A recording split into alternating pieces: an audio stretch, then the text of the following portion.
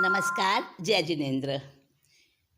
जीव अधिकार में कविवर बनारसी दास ने जिनवाणी माता की स्तुति कैसे सुंदर और कैसे भाव विभोर करने वाले शब्दों में की है, सुनते हैं, आज उसका आनंद लेते हैं। हे जिनवाणी भारती, तो ही जपूं दिन रैन, जो तेरो शरणागहे, सो पावे सुख चैन। जा वाणी के ज्ञान ते, सूझे लोकालोक, सो वाणी मस्तक नमूं, सदा देत हूँ ढोक। मिथ्यातम नाश वेको, ज्ञान के प्रकाश वेको, आपा पर भास वेको, भानु सी बखानी है। छहों द्रव्य जान वेको, बंध विधि मान वेको, स्वपर पिछान वेको, परम प्रमाणी है। अनुभव बताए वेको, जीव के जताए वेको, काहू न सताए वेको, भव्य उर अनी है। जहाँ तहाँ तार वेको, पार के उतार वेको, सुख विस्तार वेको, यही जिनवाणी है। सुख विस्तार वेको, यही जिनवाणी है। जोग धरे रहे जोग सभिन्न, अनंत गुणात्म केवल ज्ञानी, तासु हृदय द्रह सौनिक सी सरितासम वैश्रुत सिंधु समानी। याते अनंत नयातम लक्षण, सत्य स्वरूप सिद्धंत बखानी, बुद्ध लखे न लखे दुर्बुद्ध, सदा जग माही जगे जिनवानी, सदा जग माही जगे जिनवानी। वाह, क्या आनंद भर दिया है, आनंद भर दिया है। अब इनके अर्थ एक एक करके हम समझते हैं। देखिए, पहले दोहे के रूप में जिनवाणी माता की स्तुति की है कि हे जिनवाणी, हे वाणी की देवी भारती, तुझको मैं दिन रात तेरी स्तुति करता हूँ, तुमको जाप करता हूँ तेरा। और मैंने अपने अनुभव से ये निष्कर्ष निकाला है कि जो तेरी शरण में आ गया उसको सच्चा और स्थायी सुख चैन प्राप्त हो जाता है, आत्मिक सुख प्राप्त हो जाता है। और जावाणी के ज्ञान ते सूझे लोकालोक। हाँ, ये जो शुद्ध ज्ञान है ना, अपनी जो जिनेश्वर भगवंतों के रोम रोम से प्रकटी हुई जो जिनवाणी है, उनके पूरे शरीर के कण कण से जो कैसे बिखरी है, यानी केवल श्रीमुख से ही नहीं, प्रभु के तो रोम रोम से खिरती है जिनवाणी। तो इस जिनवाणी के ज्ञान से लोक और अलोक का ज्ञान हो जाता है, सूझने लगता है, दिखने लगता है। लोक और अलोक अर्थात केवल ज्ञानी बन जाते हैं।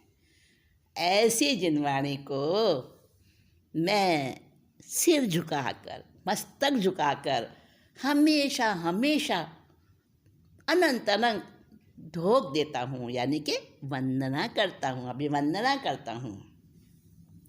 और फिर क्या कहा? मिथ्यातम नाशवे को, ज्ञान के प्रकाशवे को, यानी जो मिथ्यात्व रूपी अंधेरे का नाश करने वाली है, ज्ञान का प्रकाश करने वाली है।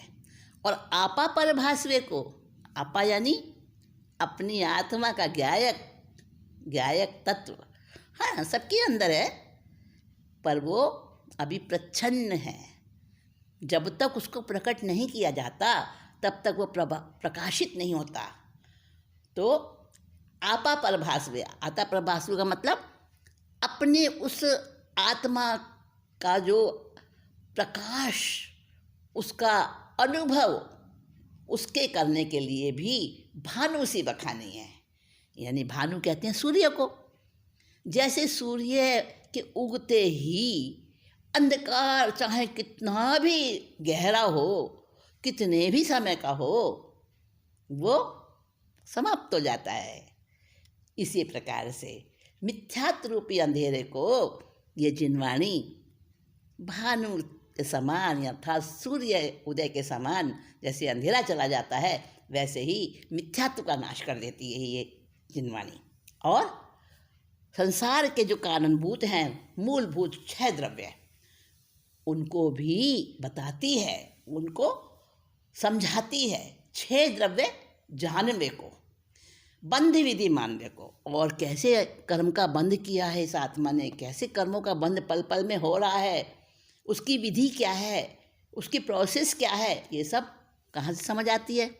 श्रुति ज्ञान से, जिनवाणी से। और स्व पर पिछानवे को, स्व को भी दिखाती है, पर को भी दिखाती है।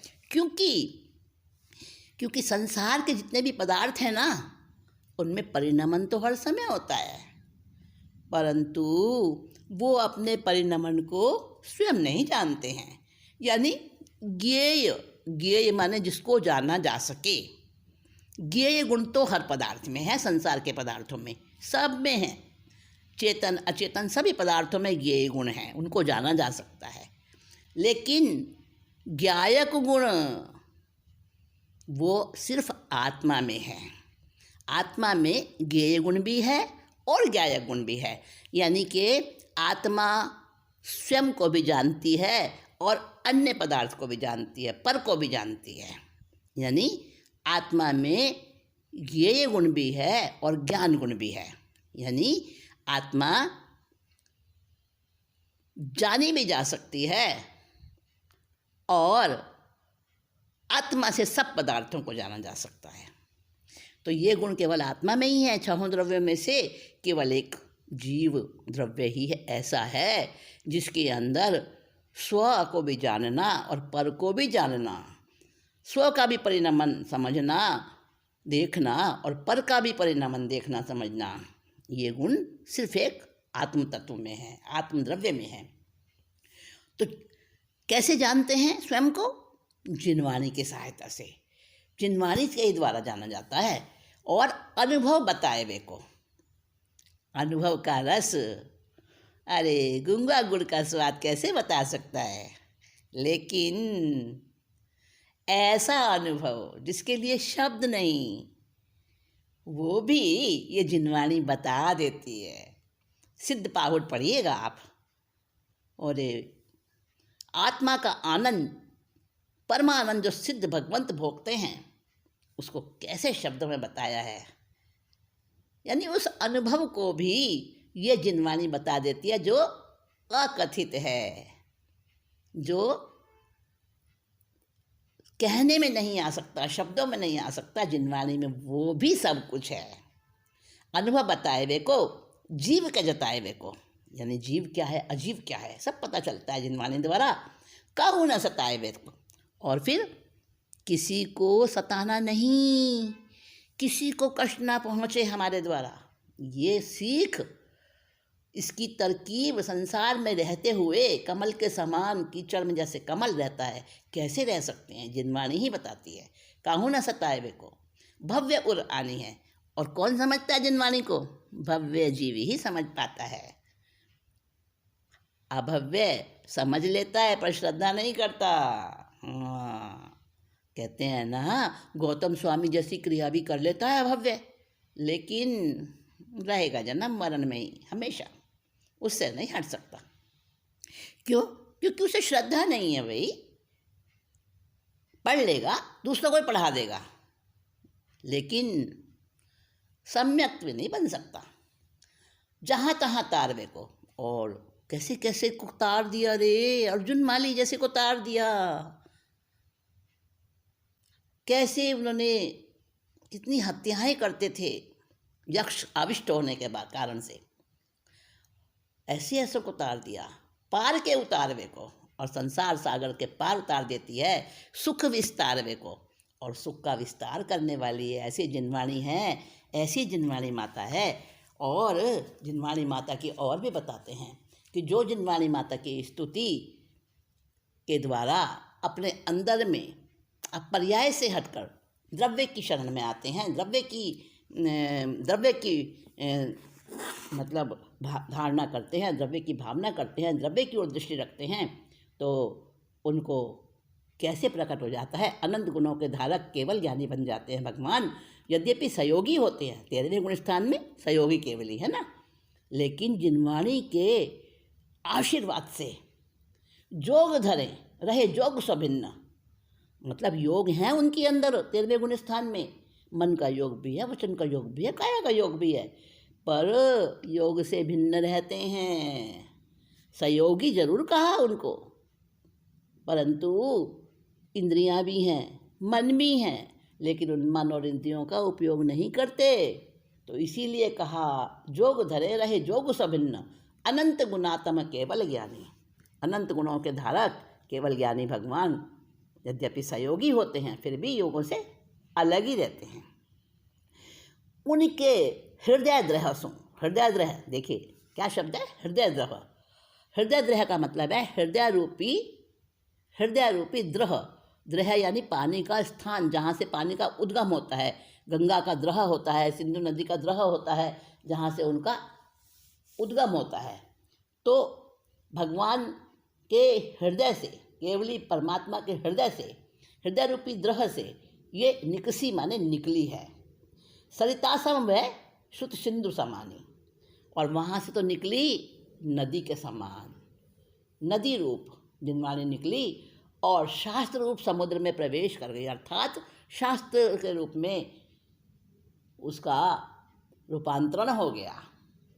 फिर क्या हुआ, सत्य स्वरूप है वह जिनवाणी, याते अनंत नयातम लक्षण, और अनंत नए रूपी है ये जिनवाणी, इसमें अनंत अनंत नए समाविष्ट हो गए हैं, ऐसा कहा जाता है। अब नए क्या हैं, हाँ आपको समझ नहीं आया होगा नए क्या है। वैसे तो मुख्य रूप में 7 नए होते हैं, लेकिन ऐसे अनंत नए हैं। समझाने का, बात करने का और समझने का जो तरीका होता है, जितने प्रकार का उतने ही नए होते हैं। तो यहाँ बताया याते अनंत नयातम लक्षण, लक्षण माने चिन्ह, लक्षण। सिद्धांत में इसे सत्य स्वरूप कहा है जिनवाणी को, और अनंत नए से भरपूर कहा है। और इसे जैन धर्म के जानने वाले सम्यक दृष्टि जीव ही पहचानते हैं। सत्य स्वरूप सिद्धांत बखानी है ना, इसका मतलब क्या है कि जो सिद्धांत को समझते हैं, ऐसे मर्म को पहचानने वाले सम्यक दृष्टि जीव ही इस जिनवाणी को यथार्थ रूप से समझ पाते हैं। बुद्ध लखे न लखे दुर्बुद्ध, यानी मूर्ख, दुर्बुद्धि माने मूर्ख, मूर्ख लोग, दुर्बुद्धि लोग इसको नहीं समझ पाते हैं, बुद्ध लखे। और जो बुद्ध होते हैं, विद्वान होते हैं, आत्मज्ञानी होते हैं, वही समझ पाते हैं। और सदा जग माही जगे जिनवाणी, ऐसी जिनवाणी जगत में सदा ही जयवंत होती रहती है, कभी इसका नाश नहीं होता, अनंत काल से है और अनंत काल तक रहती है, प्रवाह रूप में रहती है। तो ऐसी जिनवाणी की स्तुति की है कविवर बनारसी दास ने। आनंद आया ना आपको? हाँ, ऐसा ही आनंद आता रहेगा, ये आनंद से भरपूर ही है पूरा शास्त्र। तो हम क्रम से स्टेप बाय स्टेप समझते जाएंगे।